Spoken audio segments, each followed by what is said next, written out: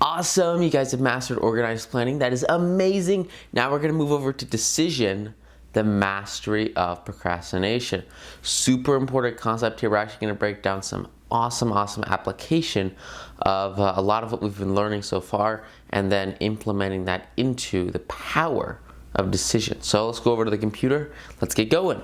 Awesome. So we got Hill, and he's looking at 25,000 people who have experienced failure. And he said, well, why did this happen? And for all of them, it was because of one primary reason. It was a lack of decision. Remember, we had that list of 30 things that cause failure. Lack of decision was near the top. It was very close to the top of the list. I mean, it's not a statement of theory. Like, it is fact. You have to be able to make decisions if you want to have massive levels of success in your life. So we talked about procrastination, right? Procrastination is the opposite of decision and a common enemy that everyone must conquer. Give you an example. I just got up, it's about 5. I woke up at 4, and then I had breakfast and floss and all that stuff, and then was reading this chapter, getting refreshed on this stuff. And I'll tell you what, man, I got 8 hours of sleep, but I was dead tired about 5 minutes ago. I swear, it was crazy. So I'm lying on this couch that's right next to me over there, and I'm freaking blown out. But I made the decision, dude, I've got to get out here, make it happen, get this going, and pump it up, right? So I used, like I talked about earlier, with that Tony Robbins priming, and the, obviously his book's amazing, but, playing out a bunch of music, right? And using music to pump you up, change your state, and just have massive amounts of energy. It all comes, at least for me, I just had this pumped up song, going hard, and then jumping right in, right? And that's a really powerful way to create energy. But remember, that energy comes from, what's it come from? It came from a decision, right? I made the decision that I was gonna go hard. I made the decision that I was gonna make it happen. I made the decision that I was gonna stick with what I committed myself to, right? So last night, when I was planning out my day in the daily journal, I wrote down, this is my time to record this course, because this course is my one thing right now. And so that's why you get pushed over the edge sometimes. If you need help, you want to make a decision, because decision is the mastery of procrastination, as we'll see so much more in just a minute in some great example. Remember, we talked about this earlier. Winners versus losers. Winners make quick decisions and slowly change, if at all. Losers make slow decisions, if at all, and quickly change.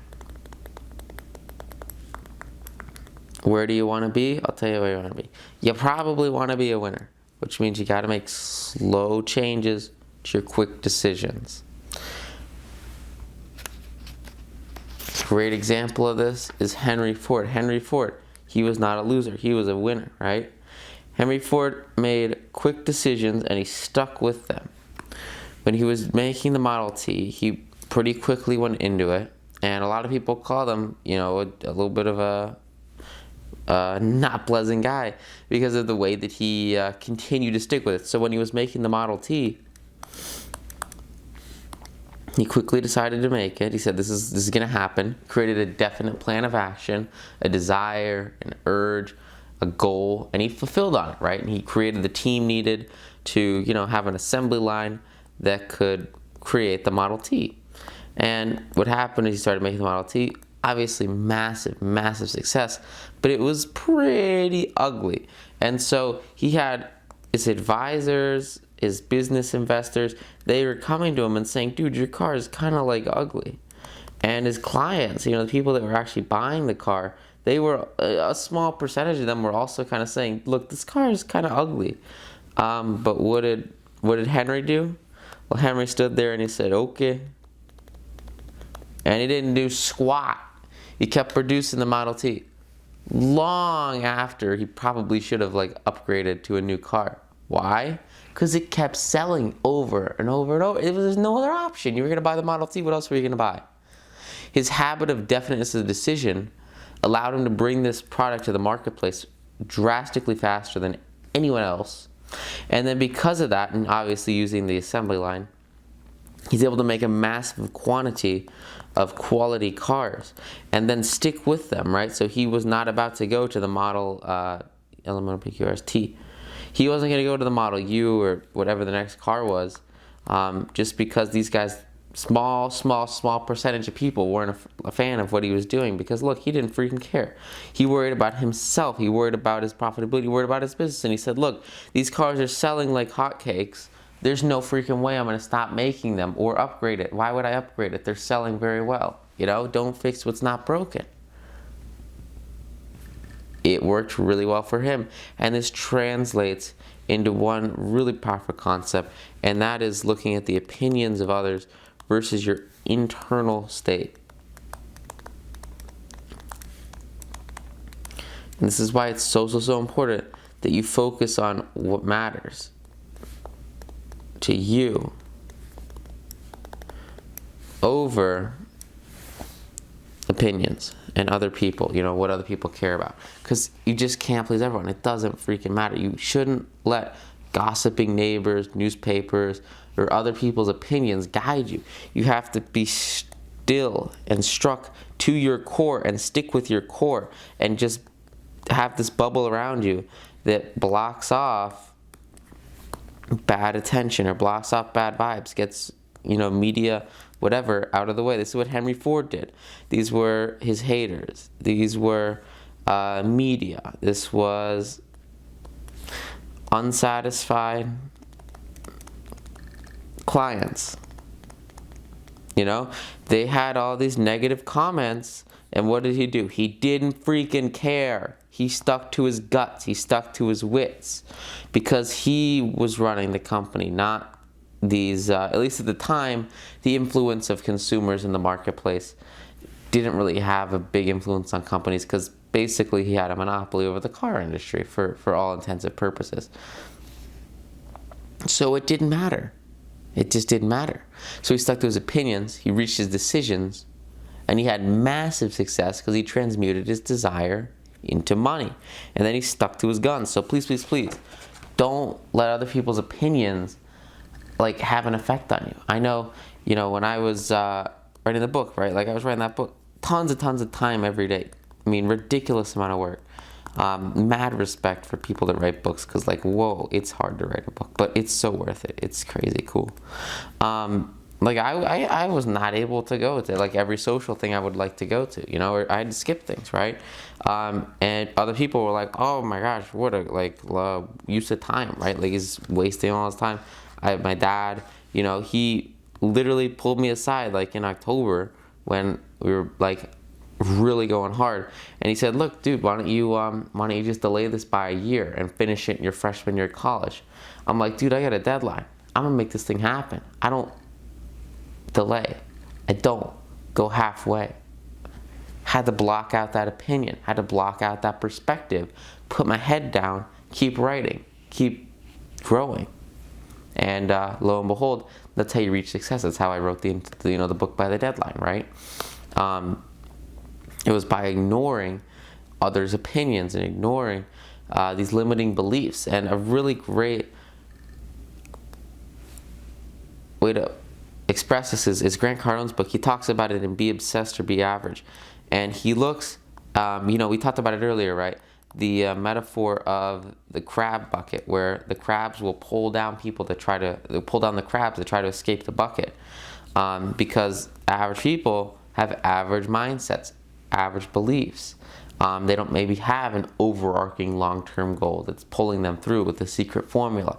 And so because of that, they might try, I've had tons of people that just, I like to think I've done a solid amount of stuff so far, and will continue to do a solid amount of stuff in my life to help people create real savings and retirements, and through financial education right now, and then obviously greater feats of asset management. And so other people see that and they have opinions, right? And I'll tell you what, I'm going to go through this story and then we'll go back over to Hill's work, but this is kind of important, and I want you guys to take in it as a perspective. And I also understand that most of you guys are probably going to go through a similar situation if you're really out there pushing yourself to the limit. If you have a goal that's huge, you have an overarching feat that you're working towards, it's way up here, and you want to be up here one day by your deadline, and 99% of people are like down here, like, you know, and maybe that's not everybody, but I know that's definitely some people, because your overarching long-term goal, your secret formula will let you achieve this. You can get here. But for the people down here, they want to drag you down, you know, they don't like seeing you there. And, you know, it'll manifest itself through negativity. Remember, negativity, absolute worst thing you can surround yourself with. You want to get rid of it at all costs. So anyway, I was at track practice, and, you know, we're doing warm-ups. I guess tracks are like black. We're doing warm-ups, and I don't remember exactly why, but it was really fun. We were actually doing like just like little like probably 50-meter races, and it was really cool. And we were just having a fun race, like 3 guys, and, you know, I'm on the starting line, I'm with these 2 other guys, and we're having fun. And there were these people in the crowd, you know, they were just, you know, on the team. And, you know, one of them shouts out, and this was after I published, since track season was after I published. And, you know, one of them shouts out, "You can beat Jack! You can beat Jim. Go, his book sucks," right? Lo and behold, granted that this person, without a doubt, have not read my book, you know, it's not even a question. But they saw that, like, I was doing this thing in the marketplace, and they used that as a tool, as a leverage point for negativity to say, hey, your work sucks, right? Without, you know, ever seeing any of it, obviously. Just as a way to bring someone down, which is crazy, you know? And I'm like, dude, what the heck, man? Why you say that? Or, you know, and you gotta remember, it's all about your internal state. You know, internally, I knew that this 9 to noon was fundamentally going to change the way people look at personal finance and investing. And the opinions of others didn't freaking matter to me, because I was wholeheartedly convinced and irrevocably positioned to a point that I was standing behind my work. Without a doubt, I'll stand behind that book for decades and decades and decades to come. So when you hear these external opinions, you just got to brush it off. You know, get rid of the question and just say, you know what, don't sweat it. I'm good. I know I'm deserved to be here. We're going to make it happen. It's going to be awesome. You just got to focus on your growth and focus on what matters, and you are what matters, right? Henry Ford, he didn't let these other people have an influence on him. There are probably thousands and thousands. If you're doing anything worthwhile, there are going to be people that are constantly telling you how bad you are, or that are hating on you. It's just not even a question of fact. It's just, you're going to have haters, right? So use that as a tool, use it as leverage, and understand that it's pretty much a good thing, because if you're having a big enough impact to have people that are criticizing you, then it probably means that you're doing something right. So take this as a way to grow. Take this as fuel for your fire, because having other people around you that are positive is great. And understand that if you're doing big things, which I hope you are, you got your overarching long-term goal. If you're trying to get there, and you're making huge strides to get there, you know, you'll definitely have haters along the way, and that is A-okay. That's a sign that you're on the right path. Any good message, any good idea is polarizing. And when you have a polarizing idea, you know, for me, like, my ultimate goal is to, like, convince people that, hey, you should, like, get rich by, like, investing in assets. And yet, for some reason, that message polarizes people. And you just have to accept that and understand that there are going to be two sides. One side is a side that you can help. One side is a side that is, tougher to help. I would even say helpless. And it sucks because I work so hard, and this, personal success education is trying to get more people out of here and into this area here where they can be helped and they can have solid financial futures and growth, right? Which is awesome. But a lot of people, they've got limiting mindsets, limiting beliefs, and they're just like trapped, and it sucks. But you got to remember that you can't save everybody, and you have to stick with your gut, stick with your target audience. And we talked about it earlier, right? If you've got people in the water would probably be blue, and the helicopter comes in, they can only save 5 people. You got to save the people that are swimming towards you. Can't save everybody. Just not possible. There's people over here that are just floating around, having time of their lives, not caring. You just can't save them. So, with that said, we're going to move on. Remember, if you're influenced by the opinions of others, you will have no desire of your own. Terrible, terrible position to be in. Don't want to let that happen. Don't want to let others reach decisions for you. You make the decision. You make it happen. It's all your undertaking and your success. Make sense? Sound good? Awesome. Cool. So then we're going to transition a little bit into the mastermind group. And this is one exception to this rule. So we're going to talk so much more about this in the chapter about the mastermind. But the point with this is if you're surrounding yourself with a group of individuals who are in complete sympathy and harmony with your purpose. So a great example of this, we'll get to in just a minute, is the Continental Congress, right?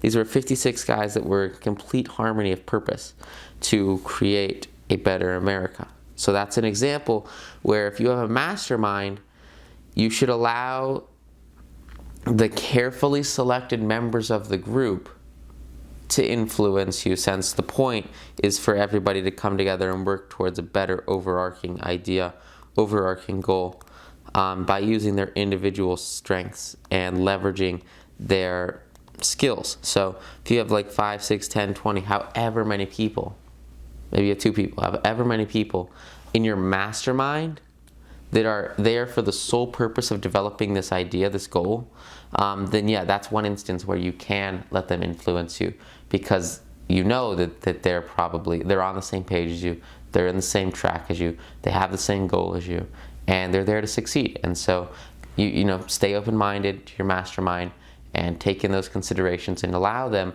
to slowly shift perspective, and if necessary, slowly shift course gradually. Make sense? Sound cool? Please, please, please don't listen to inferiority complexes. The opinions of others, close friends and family, are often handicaps to your goals and your insights. I mean, I just told you about my dad. I love the guy, but he's an employee, and he's got a lot of limiting mindsets in that space, and it sucks. He's amazing, awesome guy, but just not in the entrepreneurial space. He doesn't see the direct value in bringing value to the marketplace, right? So you just have to push that stuff away. Say, yep, I understand you, I got you, I agree, but then you just can't let it affect you.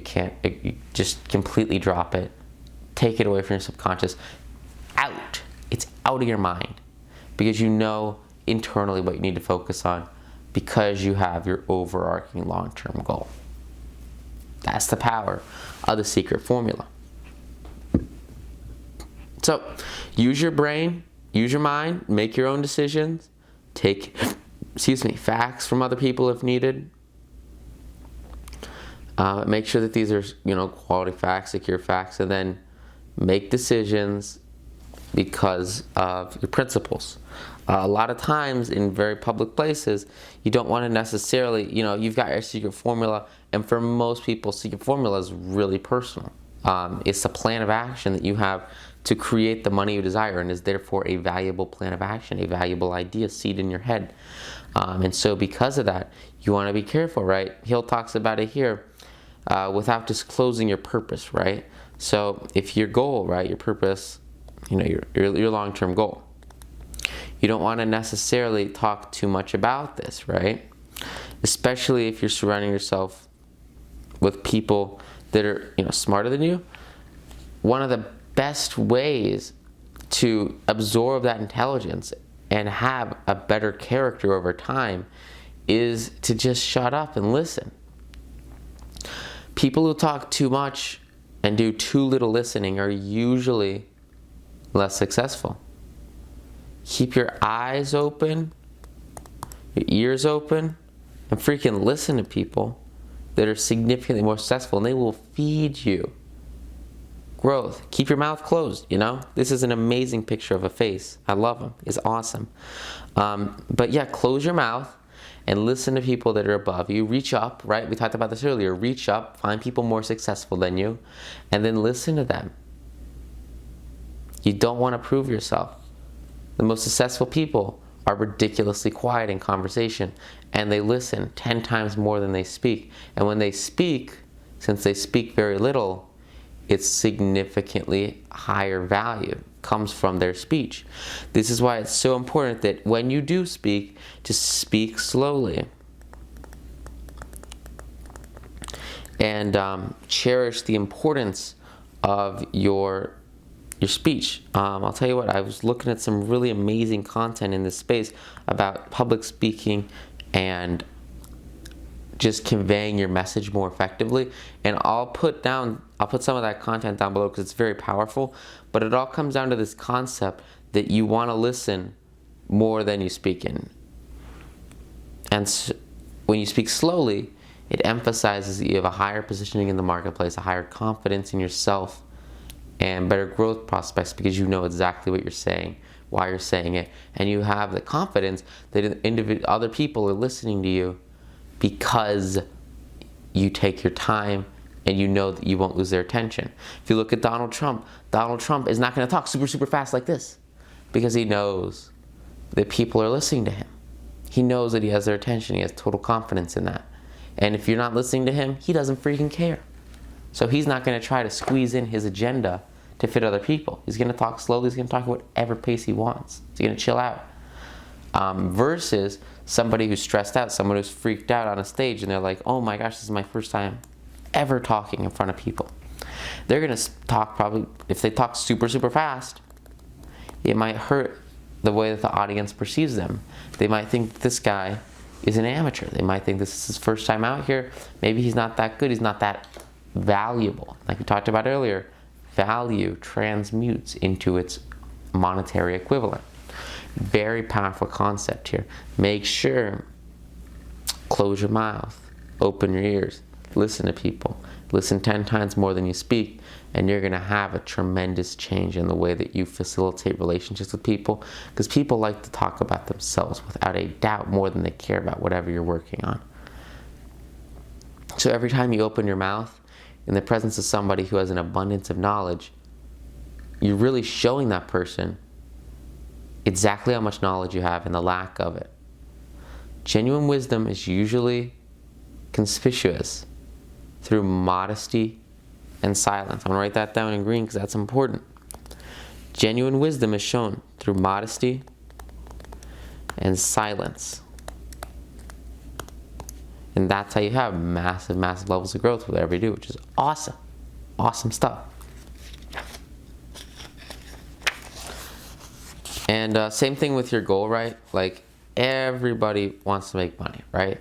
So like we were talking about earlier, if your action plan is valuable, which it should be since you followed the secret formula, you probably don't want to just like tell everybody that you have or everyone that you know, hey, this is my goal, this is exactly what I'm going to do. So, for me, I've got my overarching long-term goal. Like, that's not something I'm just going to like share with strangers at the mall.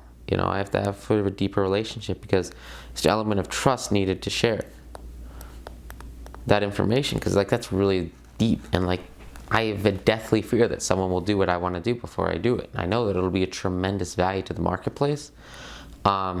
So like that's why I'm going hard all the time, because I know if someone else does this first, it's like, who's going to start the first Google?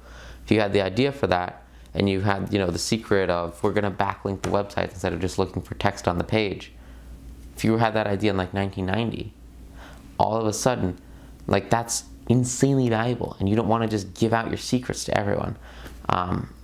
Of course, now I'm saying that after I wrote 9 to Noon and I've shared all my stock market secrets with everybody in the world.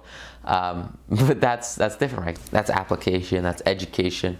That's a different aspect. And it's something that I think is so important to get to more people. I remember I was sitting in this Spanish class. Oh my gosh, total amazing use of time. Just love Spanish.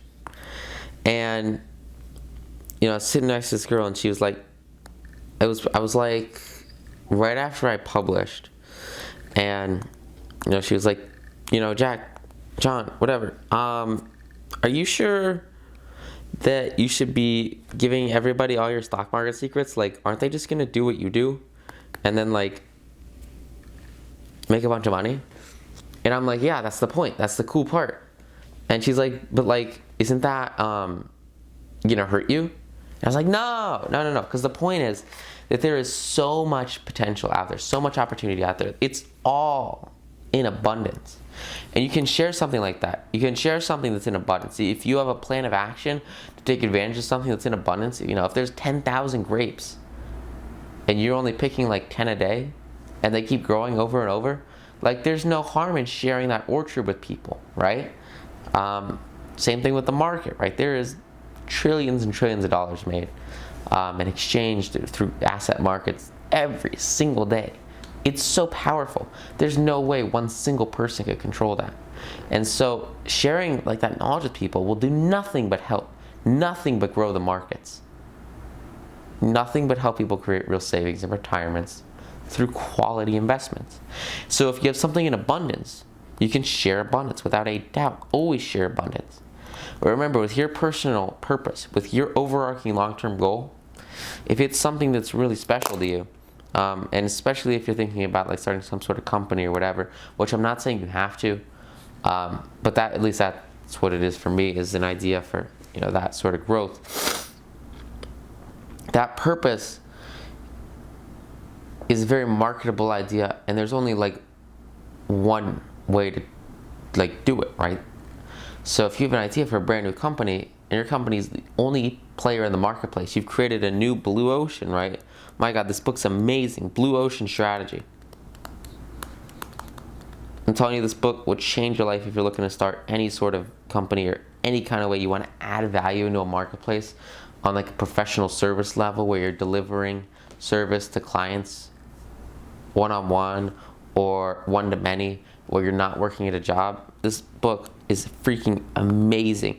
It's about how to deliver a ridiculous amount of value and create tremendously more levels of wealth for yourself than you would normally be able to in pretty much any marketplace. Blue Ocean Strategy, it's amazing. It's about how to just completely get away from competition and become your own blue ocean to create a tremendous amount of marketplace opportunity for yourself, which is just freaking awesome. I'll link the book review below. This book changed my perspective on investing. It changed my perspective on personal growth, changed my perspective on entrepreneurship. This book's amazing. #1 marketing book recommended by Gary Vee. Without a doubt, it's just freaking awesome. So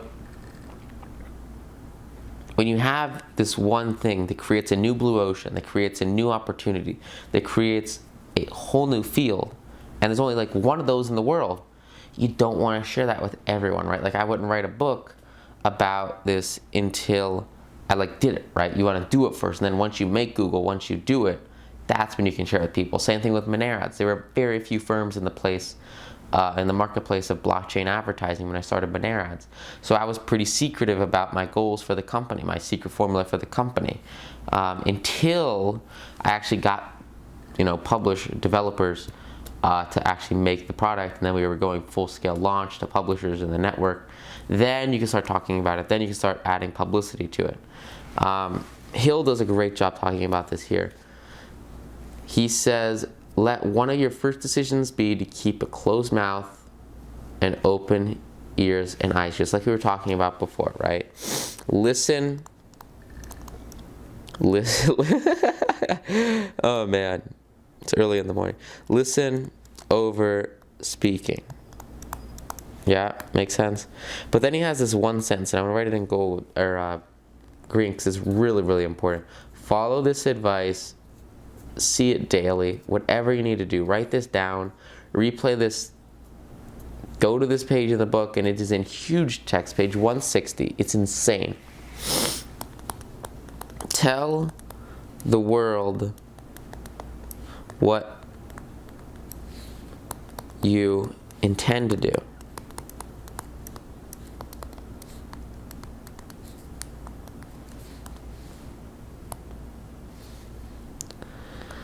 But first, show it. What's this mean? It means do it before you start talking about it and saying how important everything is and talking about how amazing it is.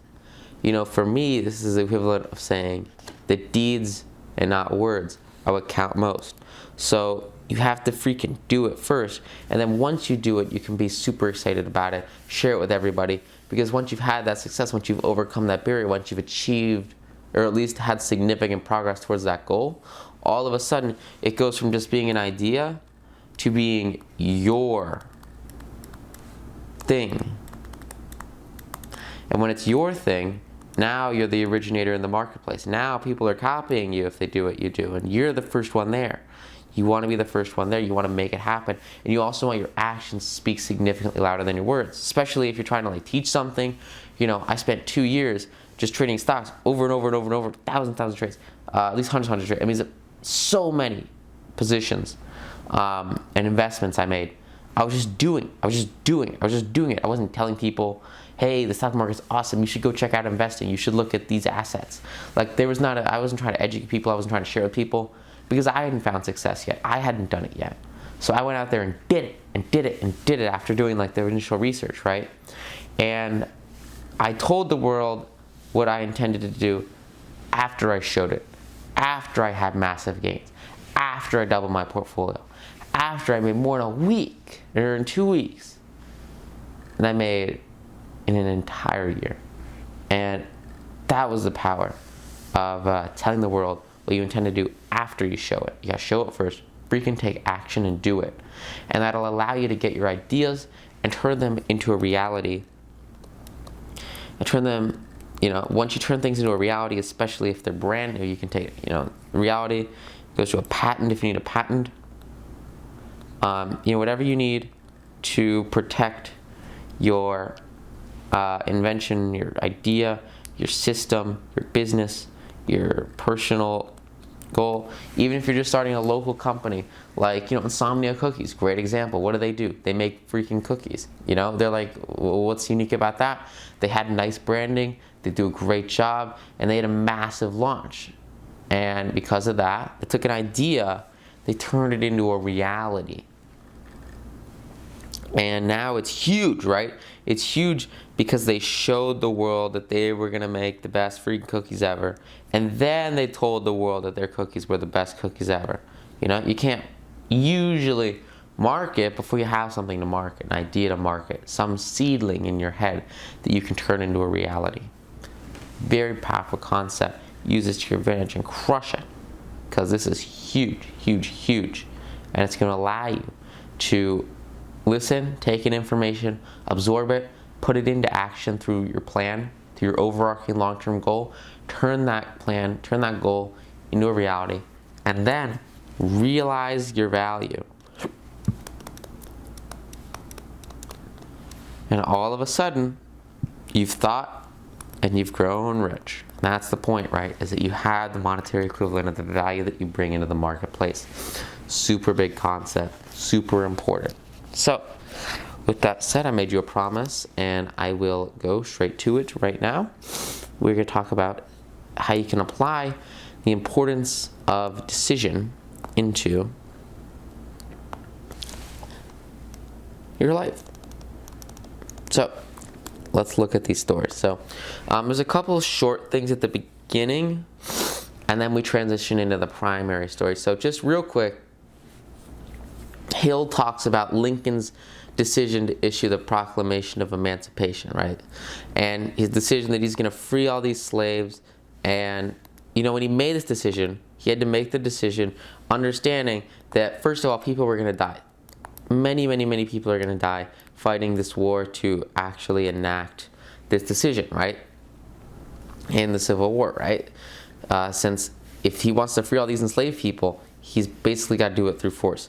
He also realized that he was going to alienate himself from his political supporters. A vast number of his supporters were going to turn against him. Thousands of friends were going to just be alienated from his whole life, because carrying out this proclamation was a serious, serious change. It killed thousands of people on the battlefield, and in the end, it actually cost Lincoln his own life.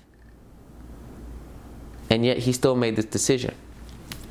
And that's why, when we go into this next story, we want you to understand that decision requires courage. And I want you to remember, we looked at the self-confidence development earlier in this series. You want to use that as fuel to increase your courage. If you can increase your courage, what are you going to do? You increase your courage, confidence. Increasing this aspect where you have total control and conviction and belief in yourself is going to increase your decision-making ability. If you increase your decisions, what does that mean? It means you're going to increase your actions in the marketplace. If you increase your actions, what's that mean? You're going to increase your value. And like we talked about before, more value leads to money. So it's all about taking action to create value. And the way you take action is you make a definite decision to do something because you have the courage and confidence to make that definite decision. Go out there, crush it. You know, Lincoln might be dead. His Emancipation Proclamation changed the world, without a doubt. His impact will be known for centuries to come. If people still teach American history, I don't know, we'll see. You know, it's just a matter of the education system. The same thing here with Socrates. His decision to drink the cup of poison rather than compromise his personal belief was a decision of courage, and it established the freedom of speech, the freedom of thought for thousands and thousands of years. So, really powerful stuff. Same thing, going back to the Civil War with Robert E. Lee. You know, Robert E. Lee, he was, the general for the Southern Army. And as the U.S. broke up, or I guess it was like colonies at the time, this is going to be a really big test of my ability to draw maps. I'm pretty sure the U.S. kind of looked like, I feel like there was definitely Florida. And then there's like definitely Maine. And then there was like that many states. And maybe they didn't have Florida. I feel like they definitely had Florida because they were fighting over this parallel here. So this was like a state, and this was a state, and this was a state. It was like North and South Carolina. Yeah, that looks good. And I think this was probably a state. Okay, cool. So you have this massive division between the North and the South. And Robert E. Lee, he realizes that like something serious is going to happen if he wants to become the leader of the South and fight against the Union for the cause of the South. So he made a courageous decision that might cost him his own life. Without a doubt, it could cost him his own life in a battle of war, and would unquestionably cost the lives of others. But he made an insane decision to actually stand up, take action, and say, we're going to lead this fight against the North because we believe in our Southern principles. And because of that, they went out there. He fought this battle. He went hard for an entire Civil War. He crushed it. All because he made one decision, and then he stuck by that decision unwearily, never changing. Bam, right? Huge stuff. So, with that said, let's move over to our story about the Declaration of Independence. So, signed obviously on July 4th, 1776 in Philadelphia by 56 men, right? So you gotta remember, 56 people came together to make this thing a reality. So let's break down exactly how this happens, because these guys made a decision. When they signed that document, their decision was, they had one of two outcomes. First outcome was that America would become free. The second outcome was that all 56 men would be hung. Now, I don't know about you, but that's a pretty freaking hard decision. And for these guys to put their lives on the line for their country, sign it, to seriously like have an impact on the world and change what they were doing, they had to make this decision quickly. They had to make this decision in a snap. We're going to look at it in just a minute. But basically, the Declaration of Independence was written in about a month, which is insane. These guys had to decide they were going to sign it, they were going to commit to it, and then they could not change their decision. You put the ink on the paper, send it to the King of Britain. You're basically dead if you don't win this revolution, which is crazy. So cool. All because of their ability to make a decision, stick by that decision, and have total confidence in themselves and their ability to carry out that decision. So, let's break down exactly how they got to that ability and how they got to that area of expertise so they could freaking do it. Hill talks a little bit more here about George Washington and how like there was a lot of people behind his success, which is cool. And he had a lot of people that helped him, and it wasn't necessarily all Washington, but he was still a really cool guy. So I guess that's cool. It just kind of emphasizes the idea of that mastermind principle, that there's going to be, you know, a ton of people behind any given success because they can work together and create a mastermind. And this mastermind can manifest itself in a company, it can manifest itself in an idea. Here it manifested itself in freedom. It all comes from this individual ability for everyone to come together, create this goal, fulfill this goal, and have massive success because they're working together to succeed. And we're going to see that very often throughout this story through the principles of John Hancock and Samuel Adams. These guys, as you'll see in just a moment, were the pinnacle leaders of this independence movement, which was huge because they created an individual mastermind. They were able to grow their power and give birth to freedom of a nation despite standards of independence for people on earth at the time that fundamentally changed the way power was looked at for decades, centuries to come, all because they overcame difficulties and forced life to pay the price they asked. They took this goal, they said, life, we're going to make it happen. Life made it happen. They had success. They fulfilled their desire and created the future that they wanted for themselves while still surviving to tell about it. Which is freaking sick. That's awesome. So, with that said, it all starts in Boston, right? With the Boston Massacre in 1770. It's about 5 years before the Declaration was passed. And, you know, British soldiers were everywhere. People were pissed off. They were throwing rocks at them because they didn't like having soldiers in their town. They had the Boston Massacre. People get mad. A lot of people die. You guys know about this. I'm not a history teacher, but you figure it out, you know. And two people, they have an assembly after the massacre. And the assembly is Hancock and Adams. And they speak up courageously and declare that a move must be made to eject all British soldiers from Boston. This massacre led to a decision by these two individuals to eject all soldiers from Boston. So what did they do? They contacted the governor of the province and they told him that, hey, we need you to like get these guys out of Boston, please. And because they made a decision, they called for faith and courage. Remember, it is not easy to go up to the leader of the British leader of Boston and say, hey, can you just get rid of your troops? Like, that's a big ask. Why were they able to make this big ask? They were able to make this big ask because they had faith and courage in themselves, in their group, in their decision. Even though it was dangerous, they put in the request, and the request was granted. The troops were removed from Boston, and the incident sort of died down because they got rid of the troops, which is awesome. It all came from this ability to make a decision. But, you know, Hill points it out here. This situation is really how great changes such as the Revolutionary War kind of started. And it was a little bit of a seed because what happened is Hancock and Adams, they were able to form a definite decision in the minds of a small number of people. And remember, most big change comes from a small number of people working in a mastermind. And I want you guys to think about this on an international and a global level. And I also want you to think about it on your own level, like the change they can have on your life. Remember, you can have massive, massive impact, huge changes.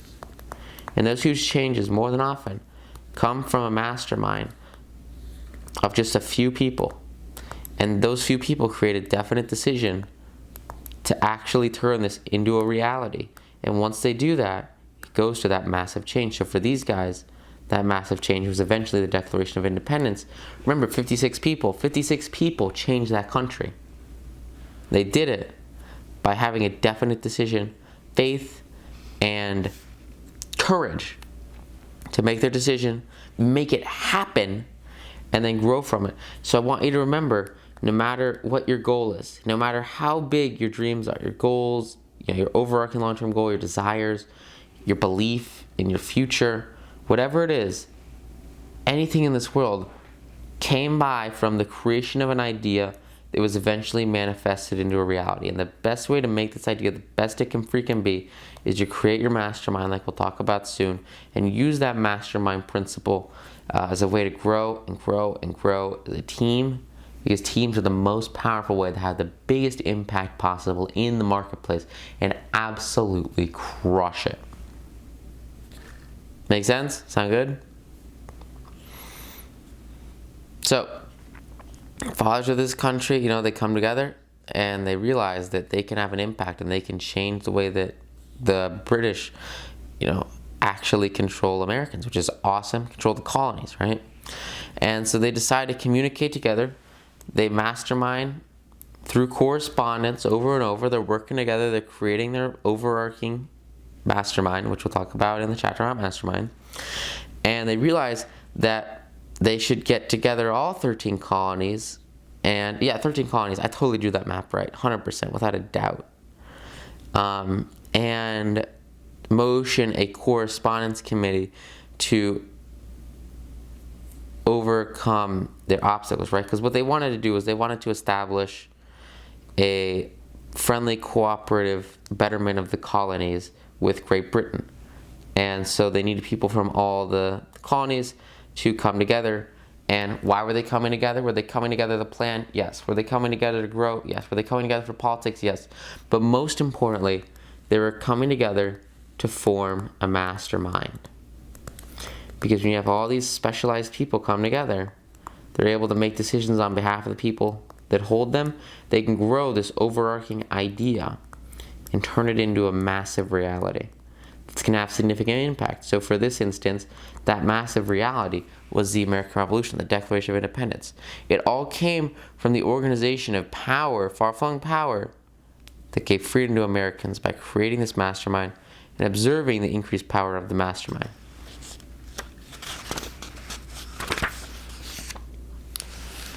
So, as it grew in strength, the Union came together. Citizens of the colonies, they didn't really want to go into a war against the British. That's totally cool. But these guys made a decision as a group to settle their difficulties with the British once and for all. And they realized that, seriously, guys, maybe we shouldn't, just let these guys push us around a bunch. Maybe we should do something. So that's what they did. They came together. They had this realization. They had this epiphany. And after they had that epiphany, what they did was they focused on growing it and developing it and using it as fuel for massive action and massive growth through collective plans together, which was huge for them, changed their spirit, and allowed them to have belief and overcome all opposition to their internal beliefs. Great way to show this is what happened, and another important factor in your decision-making process. There was a Governor Gage, and he sent a message to Adams, and he said, look, if you cooperate and you support the British government, we'll bribe you, we'll give you a great life, we're going to have an amazing, amazing condition. But look, if you keep displeasing the majesty, if you keep having these group meetings and pissing people off, then you're going to be sent to England for trial, for treason, for misrepresentation of the crown, and you're going to get in some serious trouble. So he gave him two options. On one side, he had stick with his guns, you know, and keep going, keep protesting, right? You know, they were basically organizing a group of people against the crown, which is like, you know, organized planning for sure. Organized planning, which is amazing. But they were also kind of like going against the government. So there was this side where he keep protecting himself, keep protesting, keep pushing, or he could subdue. He could subdue. And if he subdued, you know, he would have a great life. He would be rewarded. He'd be safe. Probably be given luxuries, general happiness. But what wouldn't he have? Well, I'll tell you exactly what he wouldn't have. He wouldn't have the fulfillment of his goal. And he wouldn't be able to accomplish his goal. So if he keeps protesting, keeps pushing, now he's going to work towards his goal. His goal, of course, is to create unity and freedom for the American colonies, the British American colonies. Work towards overarching purpose, right? Your secret formula is basically your purpose. At least for me, like that secret formula, that goal statement is my purpose. And it will be for a very long time, since the time frame is big. So it's huge that he sticks with that. And if he keeps sticking by his guns, he's going to have the chance of massive impact. Over here, if he just sits there and he does nothing, you wouldn't know Hancock's name or Samuel Adams' name if he just sat here subdued and said, yeah, you know what, I'll just chill out. I won't object to the government. I won't create these committees of correspondence. I'm just going to do nothing. Like, no way he would have an impact on this world. No way he would have changed fundamentally how the entire world looks at freedom and revolution and individualization, and essentially create the most powerful country in the world. If he keeps pushing, what can he do if he keeps pushing? Well, if he keeps pushing, he has a chance of an impact. He has a chance that the work he does will actually change people's lives for centuries to come. Now, you guys know Declaration of Independence, formation of the Americas. That's exactly what he did. He had a massive, massive impact on a ridiculous amount of people, all because he stuck with his goal and he kept protesting. So that's what he decided. He said, in his mind, this decision was already made. This was not even a question of choice, because he had underlying principles, and he knew that either he could continue to receive personal bribes, or he could continue his path at the risk of being hanged. He had a decision. The time had come, and this decision could cost him his life. Most people would find it very difficult to reach such a decision. Now, Adams was a great leader. He was a tremendous founding father. He changed our country. How did he do that? Well, he did it by honoring his internal beliefs and delivering the governor the exact answer that was very clear and present in his mind. Almost instantly, he told his messenger that he could tell Governor Gage to freaking stick it, man. He said he's long since made peace with the King of Kings. No personal consideration would ever take him away from, would never cause him to abandon, right, his righteous cause of country. He told him that he would no longer tolerate insulting the feelings of an exasperated people. He's going to stand up, stick it to the man, stay with his principles, stay with his growth, and change the world, because he knew that this was the path. How did he do this? He did this by making a decision. He did this by making a definite decision. He made this decision quickly. His decision was to stick to his guns and fulfill his purpose. He made this decision quickly. He never changed his decision.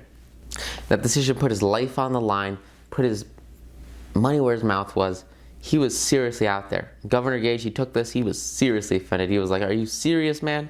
And he put out a statement, and he basically said that the Majesty would forgive everybody and pardon them if they would lay down their arms and become peaceful subjects, except for Samuel Adams and John Hancock, because they were so offensive. And that's how they stood out. That's how they became the number one enemy and essentially the number one prosecutor for good, the perpetrator for freedom in America, was by sticking with them and just crushing it. And this eventually led, this one decision led to the mastermind movement growing. And after the mastermind was growing, they had the Continental Congress. And what they did was they came into this room, and there was this massive, massive conference room. Everyone was here, 56 people. And, Adams comes in, and he comes in and he locks the door, puts the key in his pocket, and he says, "Look, no man should leave the room until the decision for such a Congress of the colonists has been organized."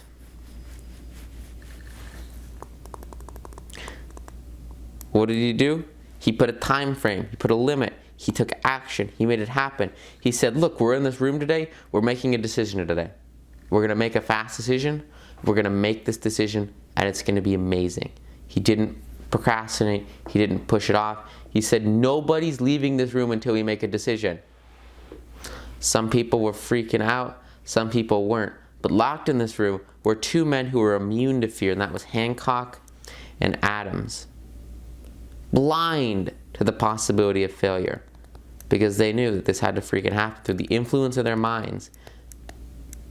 The others were induced to agree to the Correspondence Committee and create the First Continental Congress in Philadelphia in 1774. This date is no more important than July 4th, 1776. Because had there been no decision to hold a Continental Congress, there would be no signing of the Declaration of Independence. That's the power of decision. That's how everyone comes together. And then Hill talks more about Thomas Jefferson and how he was writing about American freedom and how everyone hated Thomas Jefferson just like they hated Sam Adams, and how he grows and grows and grows. Then he comes to the First Continental Congress, and the chair comes up to the assembly, and then something really powerful happened. On June 7th, 1776, this guy,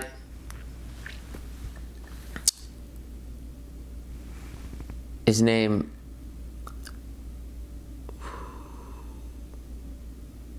was Richard Henry Lee. Now Lee comes up, he stands in front of the Congress, and he says, "Today is the day.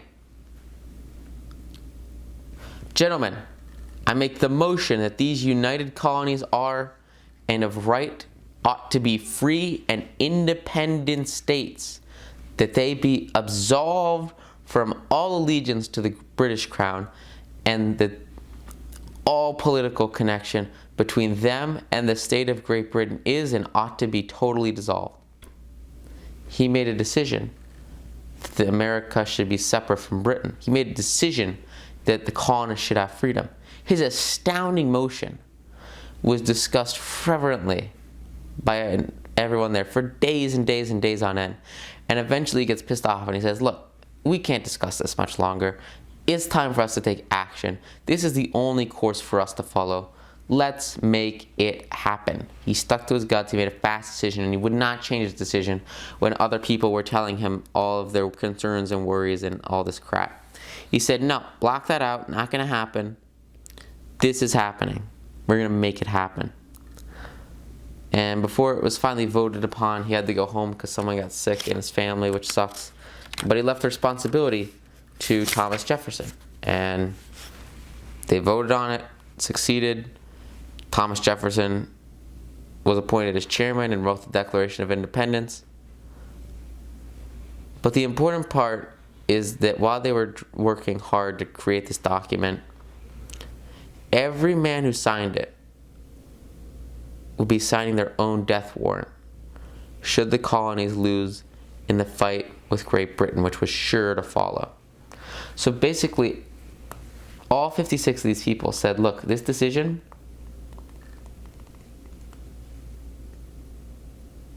is going to mean their life. Their life's on the line for this. Because that's how much they believed in it. That's how much they knew that this was important. This needed to happen. The document was drafted June 28th, 20-ish days later. The original draft was read before Congress, and then they made some changes. A week later, July 4th, 1776, everybody comes together and they sign this document. They ink the paper and they sign the Declaration of Independence. Freaking awesome stuff.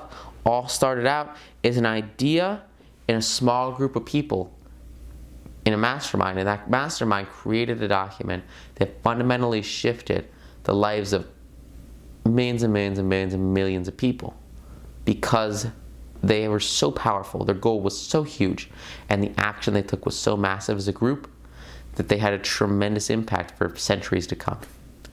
That's the power of definite decision, because their decision came into existence as a nation destined to bring humankind forever the privilege of making decisions, which is huge, huge, huge. That's when they cut political bans. That's when they took the power back, and they took everything they could want. They ignored the opinions of their haters. They ignored the opinions of the British, and they declared the causes which impelled them to separate. That was the entire purpose of that declaration, and it's a decision that changed the world. By decisions in a similar spirit of faith, and only by such decisions, can people solve their personal problems and win for themselves high estates of material and spiritual wealth. Don't forget this. Remember, we talked about this earlier, right, with Plato or Pluma, like the idea that you can either succeed or you can die. That's exactly what these people did. They said, look, our only option here is success and revolution, or we're all going to be hanged. And they're just going to die at the hands of the British Crown. That's the sort of distinction you want to have between success and failure in your life. And that's the sort of distinction that's going to keep you pushed until midnight. It's going to keep you going, keep you driven, keep you motivated, when you know without a shadow of a doubt that your only option is success. Failure is not an option. It just won't happen. Can't happen. This will not. You'll be dead. You don't want to freaking die. Make every decision and every goal that you stake towards a decision such as this, where you have no choice but to succeed, and you will succeed. Bam. Huge. Huge, huge, huge. And it's that decision that ensures your success. And understanding that the spiritual power recognizes no such thing as failure, when your entire heart is put in the decision and everyone's there together. And then obviously that led to Washington fighting with all of his hearts and his soldiers. And then they had, freedom from that sense. But remember, it all stemmed from this decision because power came from those who were self-determining. That power gave American its freedom. And the Declaration of Independence emerged because of 6 principles that we've been developing throughout. And these are the 6 principles to success.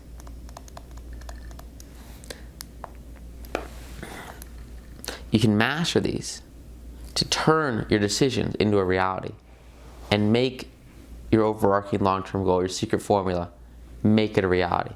You guys know this because we've gone through them. We have desire, burning passion, decision,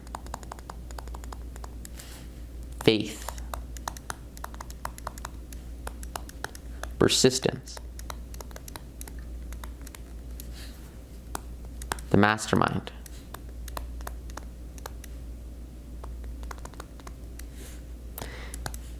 organized planning. All of a sudden, if you get all this stuff done, go out there, freaking crush it. What's going to happen? You have massive influxes of success and wealth in anything that you work on, anything you prioritize, because you can turn this desire through decision and faith into a goal.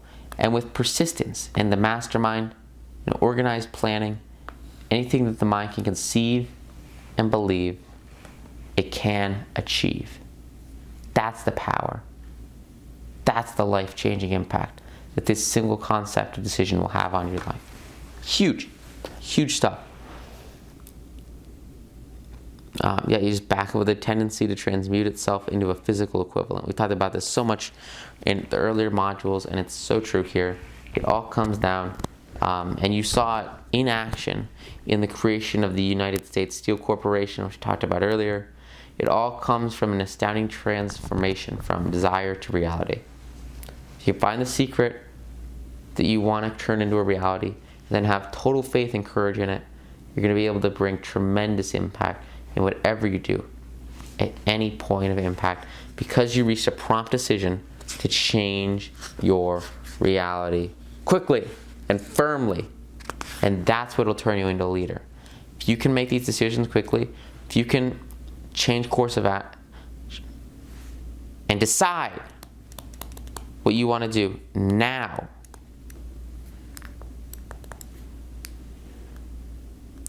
no, I totally did that right. I'm good. We're good.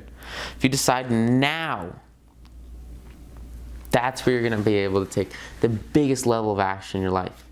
It took me a split second to realize that I was going to write 9 to noon. I sat down on my bed. I said, you know what? I've been thinking a whole lot about the people I've been teaching. I've been thinking a whole lot about all the investing I've been doing. I've loved it. It's changed my life. I should write a freaking book. What did I do? I wrote a book. Just do it. Decide, make it happen. Decide instantly. And make it a habit to have definiteness of purpose and definite decisions every single day to completely overcome indecision. Same thing. Hill talks about it here with kids going into university. He says colleges shouldn't let people in unless the student has declared a major of the purpose in graduating. And it would be of greater benefit if you had to take a test that tested your habit of decision. So for me, like, I'm studying computer engineering, right? And how did I come about that? Well, I'll tell you what I did. And I'll go through the exact process that I went through to become, a computer engineer. I looked, this huge list of all the things that you could study in college.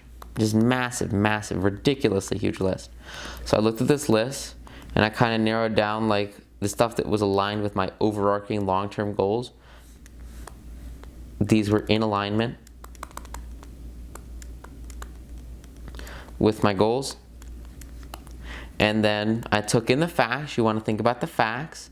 So remember, one way to determine the value of an education is to look at the marketplace salary of that position. So like basically what you get paid. Because remember, money is just a way to measure value. So you're paying pretty much the same amount of money no matter which degree you get. So you probably want to get the degree with the most value. So I looked at a bunch of studies. A lot of them were about student loans and then the highest returning investments in education based on major. And basically computer engineering was like at the top of all of these studies. And then engineering. And then I looked at just like general salaries in the marketplace. And you also want to consider like specialization, right? So computer engineering, pretty freaking specialized, very applicable in the area of my overarching long-term goal. So that was a good fit there. And then I looked, you're looking at like just general areas, and engineering is pretty freaking high up on the list. And then there's stuff like economics, and then general, I feel like chemistry might have been here, I don't know. It's been a while, it was about a year ago. And I said, okay, well, engineering's super high up on this list. Electrical, computer engineering are both very high value positions in the marketplace. And they were pretty much what I wanted to study, what my background was in, with computers, as you guys know, and then obviously financial assets. All of that is based on, computer systems. So I said, all right, well, I guess I'll do computer engineering. And, there were tons of factors behind it subconsciously and internally that made me make that decision. And, I don't know if I can express all of, my inner desires and my inner needs in this video, because there is some more stuff to get through here, and I don't want to spend all of your time today. But it's important to realize that, I've realized, hey, look, computer engineering sounds cool. Let's make it happen. And so that's what I did, right? Engineering. So then you just make that decision, and I've stuck with that decision since. You don't change it. I hate to see people that are undecided. And I say, well, why are you undecided? Or they don't have a major. And they say, well, I don't really know. And I say, well, do you have any overarching long-term goals? And of course the answer is no. And then they don't know what major they want because they don't have long-term goals. So please use the secret formula to create your long-term goals, and then decide what you want to do based on your long-term goals. Long-term goals will give you so much clarity in your life. This is the power of the secret formula, and I just hope it changes your life so much because it's so powerful. Anyway, definiteness of decision, right? Your long-term goals are going to give you definiteness of decision by giving you a definite position, a definite purpose, and a definite knowledge of where you want to be. That's going to allow you to create a habit of decision where you can negotiate, grow, and just occupy exactly where you want to be to get to your long-term goal, because you know exactly where you want to be. That's why it's so important that you follow the secret formula to a T. That's going to allow you to make significantly faster decisions at a ridiculously easy rate. Remember, there were 56 people that signed the Declaration of Independence to stake their lives on the line. Why did they do it? Because they had a definite goal as a mastermind group to create a free and powerful America. And that's exactly what they did. They stuck to their definite job. They stuck to the price that they were willing to pay, which was a total war. And that revolution, they staked their lives, they staked their economic freedom, and made it happen. There's a very powerful sentence here, and then we're going to go into the story of FedEx, and then we'll be finished. And this sentence is huge. It's two sentences. Financial independence, riches, desirable business, and professional positions are not within reach of the person who neglects or refuses to expect, plan, and demand particular desires, and taking action on your desires, and staking your life on your desire. Staking yourself on your economic freedom. Like these guys over here, 56 people, risked their lives to create the Declaration of Independence.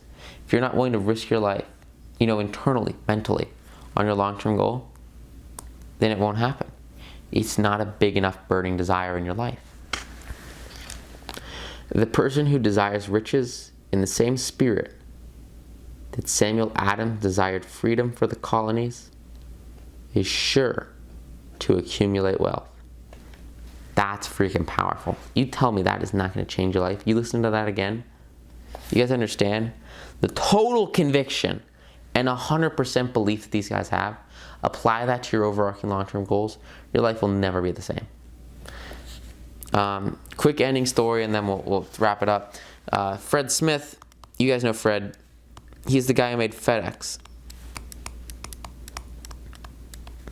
And with FedEx, or I don't know, FedEx, Capital, whatever. He started off, pretty famous story, where he was making a teacher in college. He wrote a paper about how you could have passenger route patterns that were terrible for freight, and he disagreed with his teacher at Yale that air freight was a wave of the future on traditional airliners. It's a primary source of revenue for airliners. And he said rather that because costs wouldn't come down with volume, they actually needed to have, dedicated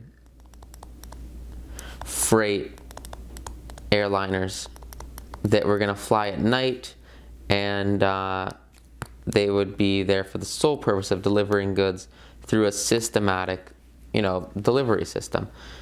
So his teacher read the paper and thought it was stupid, and he gave him a low grade. But Smith had a conviction and a belief in himself. And what did he do? He created a system, and he said that he was going to bring all the packages to a central point. So what did he do? He adapted the hub and spoke model that central banks were using. Central banks, if they needed to clear a check, they would have all the checks go to one central bank, and then that central bank would route that check to its independent location that it needed to go to, right? And that's exactly what Fred did when he was adapting this idea that he could have airplanes come to a central location and then use the hub and spoke model to go to their final destinations after they were sorted, collected, and then obviously, put into the right planes in that central location, which for him was Memphis, which was his hometown, where they would use computers to sort and load the packages after they were dispersed on planes, and then flown to their ultimate destinations, again using that hub and spoke model, which was originally used in the centralized banking system.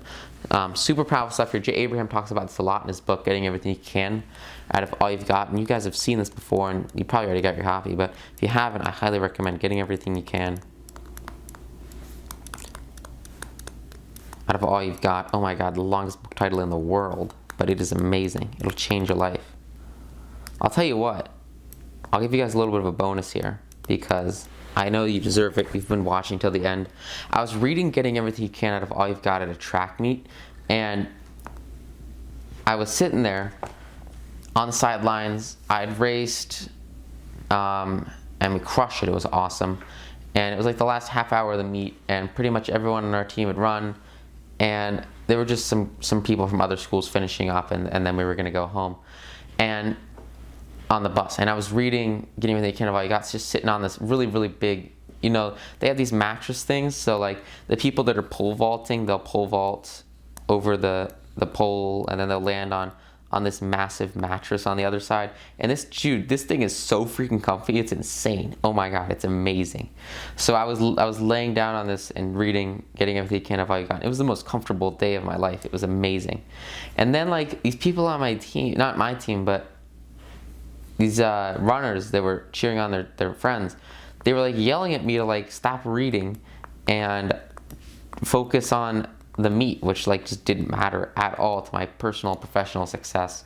Because I already had an amazing time with my friends. We had already ran, and we had a just killer time, and we were gonna have an amazing time on the way back. Everything was super fun.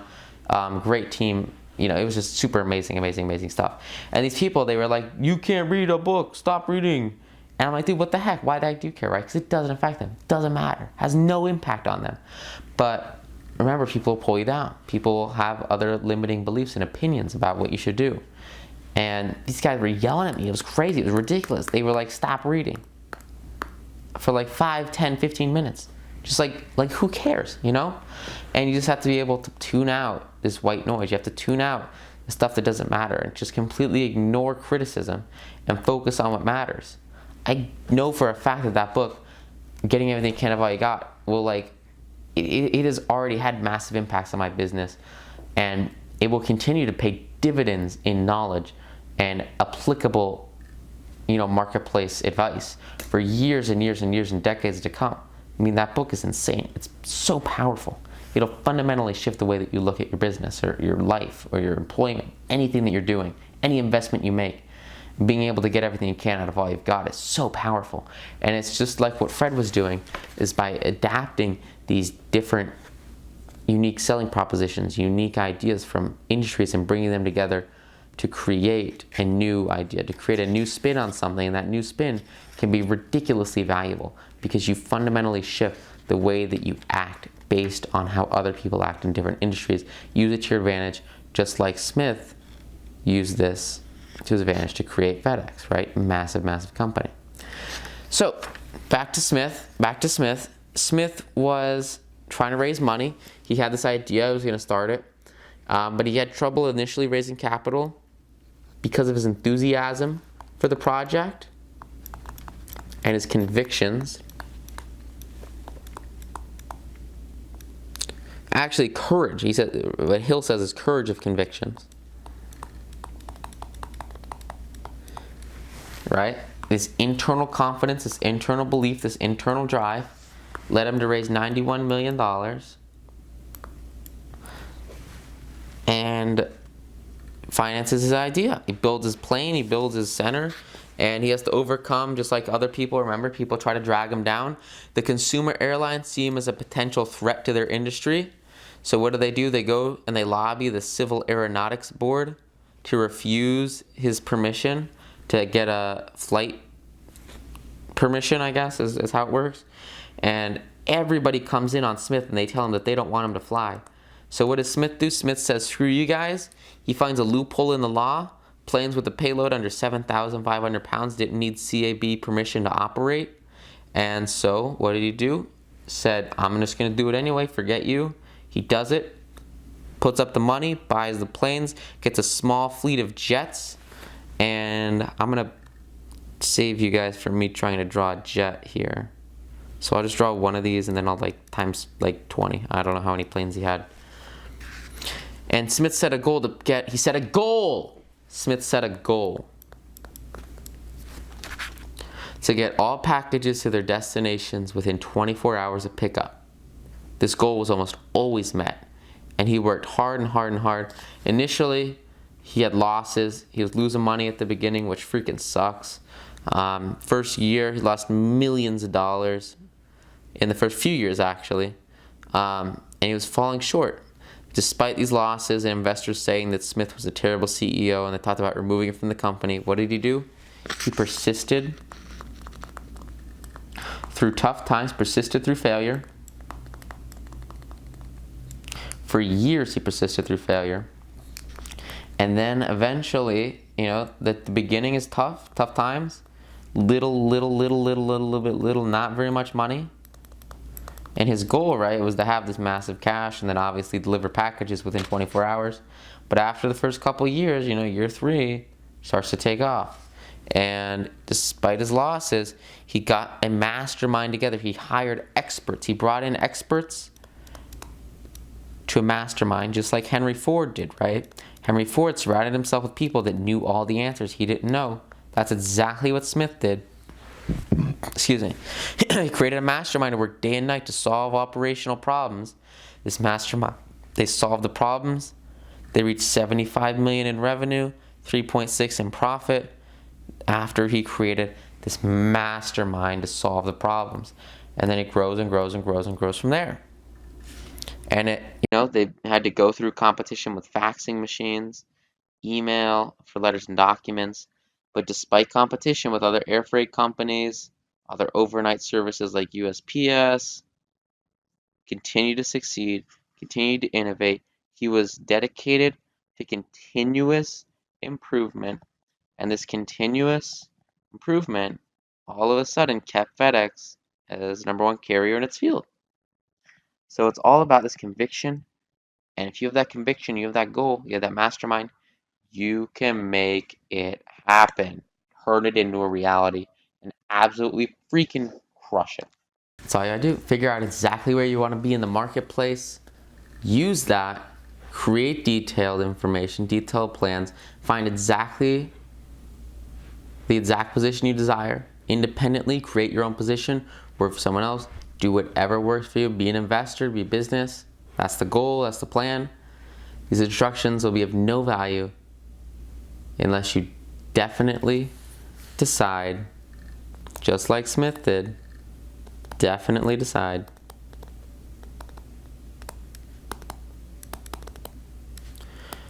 to organize these instructions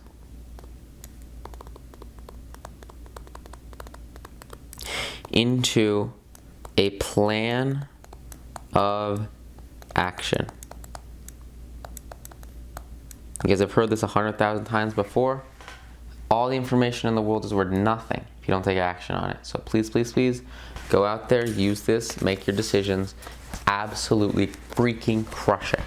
Hope you guys got a ton of value out of this chapter. I know it was amazing. It changed my life when I read it, and it has fundamentally altered every aspect of the marketplace performance I expect for myself from originally reading it. So thank you guys so much. Hope you got a ton of value from this module. I cannot wait to see you in the next one. Thank you so much for watching, and have an amazing day. See you next one. Thanks.